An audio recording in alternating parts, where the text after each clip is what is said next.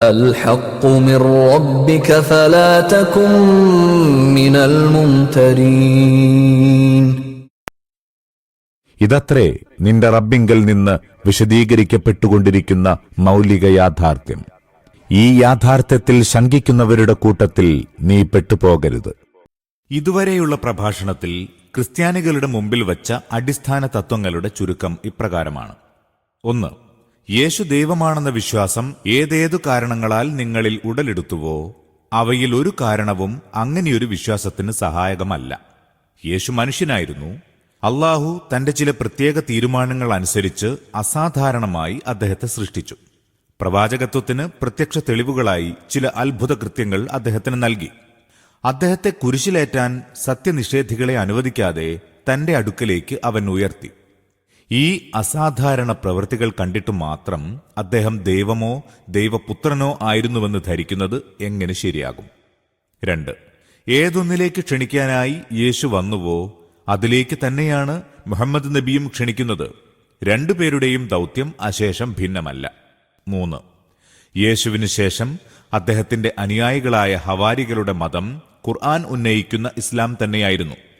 പിൽക്കാലത്ത് ക്രിസ്ത്യാനിസം യേശു നൽകിയ ശിക്ഷണങ്ങളിൽ നിലകൊള്ളുകയോ അദ്ദേഹത്തിന്റെ ഹവാരികൾ അനുഗമിച്ച മതത്തെ അനുഗമിക്കുകയോ ചെയ്തില്ല.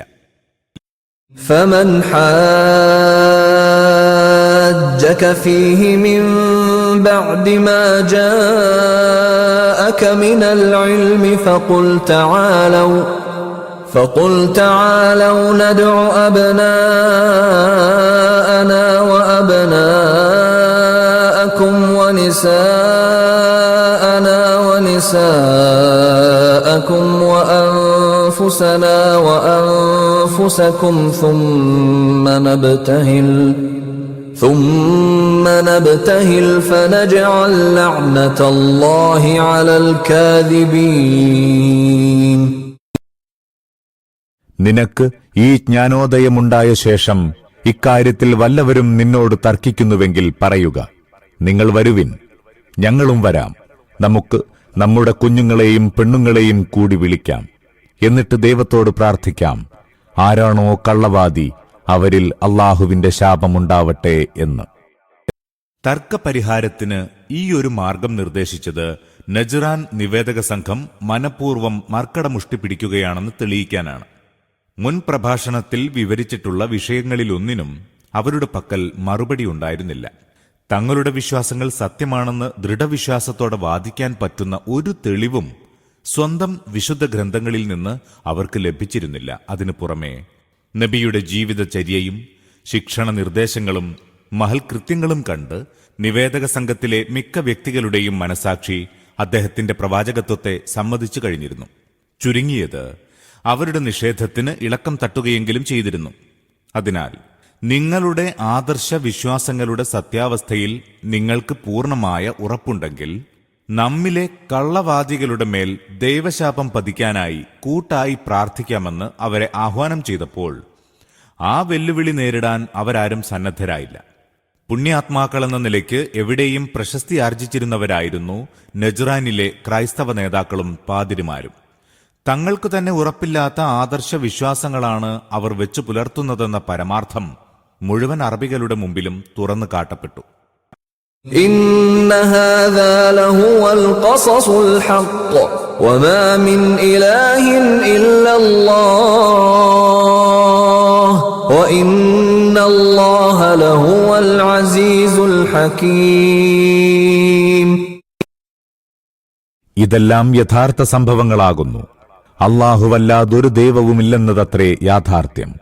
ആ അല്ലാഹു സർവ്വതിനെയും ജയിക്കുന്ന ശക്തനും ഈ പ്രപഞ്ചത്തെ സംവിധാനിച്ച അഭിജ്ഞനും തന്നെയാകുന്നു. فإن تولوا فإن الله عليم بالمفسدين. ഈ വിധം പ്രാർത്ഥിക്കാൻ അവർ വരുന്നില്ലെങ്കിൽ കുഴപ്പം അവർക്കാണെന്ന് വ്യക്തം. നാശകാരികളുടെ അവസ്ഥ നന്നായി അറിയുന്നവൻ തന്നെയാണ് അല്ലാഹു. قل يا أهل الكتاب تعالوا إلى كلمة سواء بيننا وبينكم ألا نعبد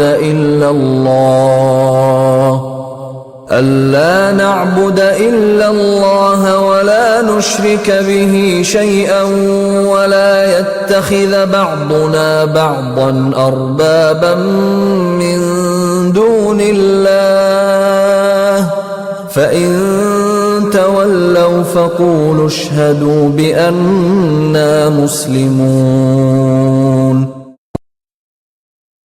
പ്രവാചകൻ പറയുക, അല്ലയോ വേദവിശ്വാസികളെ, ഞങ്ങളും നിങ്ങളും ഒരുപോലെ അംഗീകരിക്കേണ്ട പ്രമാണത്തിലേക്ക് വരുവിൻ. അതായത് അല്ലാഹു അല്ലാത്ത ആർക്കും നാം ഇബാദത്ത് ചെയ്യാതിരിക്കുക, ആരെയും അവന്റെ പങ്കാളികളാക്കാതിരിക്കുക. നമ്മളിൽ ചിലരെ അല്ലാഹുവെ കൂടാതുള്ള റബ്ബുകളായി വരിക്കാതിരിക്കുക. ഈ സന്ദേശം സ്വീകരിക്കാതെ പിന്തിരിയുന്നുവെങ്കിൽ അവരോട് തുറന്നു പറയുവിൻ, ഞങ്ങൾ മുസ്ലിങ്ങൾ അല്ലാഹുവിന്റെ മാത്രം അടിമത്തവും അനുസരണവും സ്വീകരിക്കുന്നവരാണെന്നതിന് നിങ്ങൾ സാക്ഷികളായിരിക്കുവിൻ. ഇവിടുന്ന് അങ്ങോട്ട് മൂന്നാമതൊരു പ്രഭാഷണം ആരംഭിക്കുകയാണ്.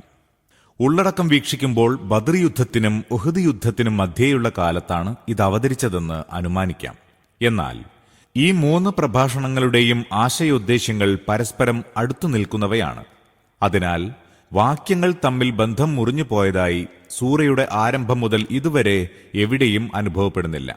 തുടർന്നുള്ള ഈ വാക്യങ്ങളും നജ്റാൻ നിവേദക സംഘത്തെ അഭിമുഖീകരിച്ചുകൊണ്ടുള്ള പ്രഭാഷണത്തിന്റെ ഭാഗമാണെന്ന് ചില വ്യാഖ്യാതാക്കൾ സംശയിച്ചത് ഇതേ കാരണം കൊണ്ടാണ്. എന്നാൽ ഇവിടുന്ന് അങ്ങോട്ട് ആരംഭിക്കുന്ന പ്രഭാഷണത്തിന്റെ ശൈലി ഇതിലെ അഭിസംബോധിതർ ജൂതന്മാരാണെന്ന് തികച്ചും വ്യക്തമാക്കുന്നുണ്ട്. ഞങ്ങളും നിങ്ങളും ഒരുപോലെ അംഗീകരിക്കേണ്ട പ്രമാണത്തിലേക്ക് വരുവിൻ എന്ന ക്ഷണത്തിന്റെ അർത്ഥമിതാണ്. ഞങ്ങൾ വിശ്വസിച്ചു കഴിഞ്ഞതും നിങ്ങൾക്ക് നിഷേധിക്കാൻ സാധിക്കാത്തതുമായ ഒരു ആദർശത്തിൽ ഞങ്ങളുമായി യോജിക്കുക. അതേ ആദർശമാണ് നിങ്ങളുടെ പ്രവാചകന്മാരിൽ നിന്നും ഉദ്ധരിക്കപ്പെട്ടിരിക്കുന്നത്. നിങ്ങളുടെ തന്നെ വിശുദ്ധ ഗ്രന്ഥങ്ങളിലും അതിനെക്കുറിച്ചുള്ള ശിക്ഷണമാണ് നൽകപ്പെട്ടിരിക്കുന്നത്. يا أهل الكتاب لم تحاجون في إبراهيم وما أنزلت التوراة والإنجيل إلا من بعده أفلا تعقلون. അല്ലയോ വേദവിശ്വാസികളെ, ഇബ്രാഹീമിന്റെ ദീനിനെക്കുറിച്ച് നിങ്ങൾ എന്തിന് തർക്കിക്കുന്നു? തൗറാത്തും ഇഞ്ചീലുമാകട്ടെ അദ്ദേഹത്തിന് ശേഷമാണല്ലോ അവതരിച്ചിട്ടുള്ളത്. അതുപോലും നിങ്ങൾ മനസ്സിലാക്കുന്നില്ലേ? അതായത് യഹൂദിസവും ക്രിസ്ത്യാനിസവുമൊക്കെ തൗറാത്തും ഇഞ്ചീലും അവതരിച്ചതിന് ശേഷമാണ് ഉടലെടുത്തത്. ഇബ്രാഹിം നബിയാകട്ടെ അവ രണ്ടും അവതരിക്കുന്നതിന് എത്രയോ മുമ്പേ മരിച്ചുപോയിരുന്നു. അതിനാൽ ഇബ്രാഹിം നബി നിലകൊണ്ടിരുന്ന ദീൻ ഏതു നിലയ്ക്കും യഹൂദിസമോ ക്രിസ്ത്യാനിസമോ ആയിരുന്നില്ലെന്ന് നിഷ്പ്രയാസം ഗ്രഹിക്കാവുന്നതാണ്. ജൂദായിസത്തിനും ക്രിസ്ത്യാനിസത്തിനും മുമ്പ് ജീവിച്ചു മരിച്ചവരായിട്ടും ഇബ്രാഹിം നബി സന്മാർഗാവലംബിയും മോക്ഷം സിദ്ധിച്ചവനുമായിരുന്നു. അതിനാൽ സന്മാർഗലബ്ധിയും മോക്ഷപ്രാപ്തിയും യഹൂദിസത്തെയും ക്രിസ്ത്യാനിസത്തെയും പിൻപറ്റുന്നതിനെ ആശ്രയിച്ചല്ല നിലകൊള്ളുന്നതെന്ന് വ്യക്തമാണല്ലോ.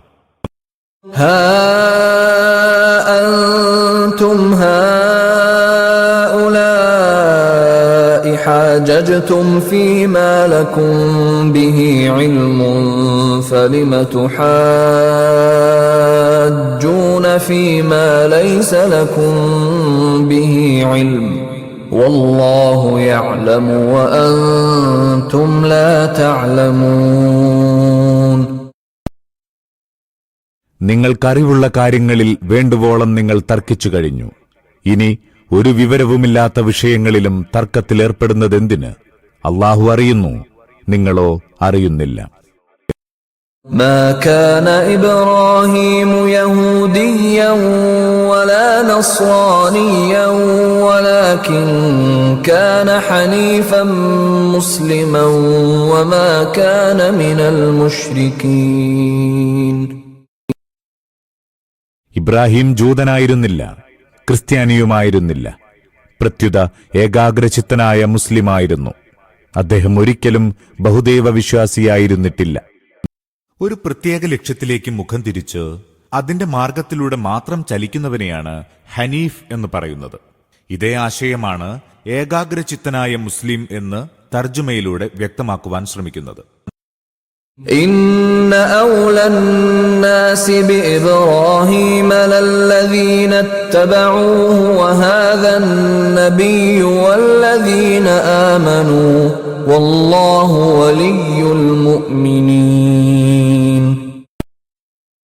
ഇബ്രാഹീമിന്റെ ഉറ്റവരായിരിക്കാൻ ആർക്കെങ്കിലും അർഹതയുണ്ടെങ്കിൽ അത് അദ്ദേഹത്തിന്റെ മാർഗം പിന്തുടർന്നവർക്കാകുന്നു. ഇപ്പോൾ ഈ പ്രവാചകനും അദ്ദേഹത്തിൽ വിശ്വസിച്ചവരും ഈ ബന്ധത്തിന് കൂടുതൽ അർഹരായിരിക്കുന്നു. അല്ലാഹു വിശ്വാസികളുടെ തുണയും രക്ഷകനുമാകുന്നു.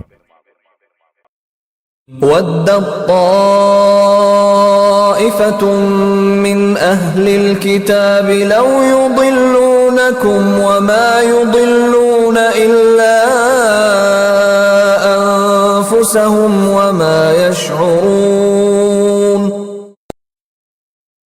സത്യവിശ്വാസികളെ, നിങ്ങളെ എவ்விധമെങ്കിലും വഴിപിഴപ്പിക്കാൻ കഴിഞ്ഞെങ്കിലെന്ന് വേദവാഹകരിൽ ഒരു വിഭാഗം കൊതിക്കുന്നുണ്ട്. വാസ്തവത്തിൽ അവർ അവരെ തന്നെയാണ് വഴിപിഴപ്പിച്ചുകൊണ്ടിരിക്കുന്നത്. പക്ഷേ അവർക്ക് ആ ബോധമില്ല. യാ അഹ്ലൽ കിതാബി ലിമ തക്ഫുറൂന ബിആയാതില്ലാഹി വഅൻതും തശ്ഹദൂൻ. അല്ലയോ വേദവാഹകരെ, നിങ്ങൾ ദൈവിക ദൃഷ്ടാന്തങ്ങളെ നിഷേധിക്കുന്നതെന്ത്? നിങ്ങൾ അത് കണ്ടുകൊണ്ടിരിക്കെ. വ അൻതും തഷ്ഹദൂൻ എന്ന വാക്യമാണ് നിങ്ങളത് കണ്ടുകൊണ്ടിരിക്കെ എന്ന് പരിഭാഷപ്പെടുത്തിയിരിക്കുന്നത്. നിങ്ങൾ സാക്ഷ്യം വഹിച്ചുകൊണ്ടിരിക്കെ എന്നും അത് പരിഭാഷപ്പെടുത്താവുന്നതാണ്. രണ്ടു രൂപത്തിലും ആശയത്തിൽ വ്യത്യാസമൊന്നും വരുന്നില്ല. നബി തിരുമേനിയുടെ പരിശുദ്ധ ജീവിതം, സ്വഹാബത്തിന്റെ ജീവിതത്തിൽ തിരുമേനിയുടെ ശിക്ഷണ സംസ്കരണത്തിനുണ്ടായ വിസ്മയാവഹമായ പ്രതിഫലനങ്ങൾ, വിശുദ്ധ ഖുർആനിൽ പ്രതിപാദിച്ചിരുന്ന പ്രൗഢോജ്ജലങ്ങളായ വിഷയങ്ങൾ എന്നിവയെല്ലാം തന്നെ അള്ളാഹുവിന്റെ പ്രത്യക്ഷ ദൃഷ്ടാന്തങ്ങളായിരുന്നു. ആ ദൃഷ്ടാന്തങ്ങൾ കണ്ടിട്ടും നബി തിരുമേനിയുടെ പ്രവാചകത്വത്തിൽ സംശയിക്കുക എന്നത് പ്രവാചകന്മാരുടെ സ്ഥിതിഗതികളും ദൈവിക ഗ്രന്ഥങ്ങളുടെ സ്വഭാവവും മനസ്സിലാക്കിയവരെ സംബന്ധിച്ചിടത്തോളം വളരെ പ്രയാസമായിരുന്നു. ഏതൊരു പ്രവാചകന്റെ ആഗമനം മുൻ പ്രവാചകന്മാർ പ്രവചിച്ചിരുന്നുവോ അദ്ദേഹമാണ് നബി തിരുമേനിയെന്ന് വേദക്കാരിൽ എത്രയോ പേർ, വിശിഷ്യ അവരിലെ പണ്ഡിതന്മാർ മനസ്സിലാക്കിയിട്ടുണ്ടായിരുന്നു. എന്നല്ല, സത്യത്തിന്റെ അജയ്യ ശക്തിയാൽ നിർബന്ധിതരായി തിരുമേനി സത്യവാനാണെന്നും അദ്ദേഹം ഉന്നയിക്കുന്ന ശിക്ഷണ നിർദ്ദേശങ്ങൾ സത്യമാണെന്നും ചിലപ്പോഴൊക്കെ അവർ വാക്കാൽ സമ്മതിക്കുക കൂടി ചെയ്തിരുന്നു. ഇതേ കാരണം കൊണ്ടാണ് നിങ്ങൾ സ്വന്തം കണ്ണുകൊണ്ട് നോക്കിക്കാണുകയും സത്യമെന്ന് സ്വയം സാക്ഷ്യം വഹിക്കുകയും ചെയ്യുന്ന അള്ളാഹുവിന്റെ ദൃഷ്ടാന്തങ്ങളെ ദേഹേച്ഛയ്ക്കടിമപ്പെട്ട് മനഃപൂർവ്വം കളവാക്കുകയാണെന്ന് ഖുർആൻ അടിക്കടി അവരെ കുറ്റപ്പെടുത്തുന്നത്.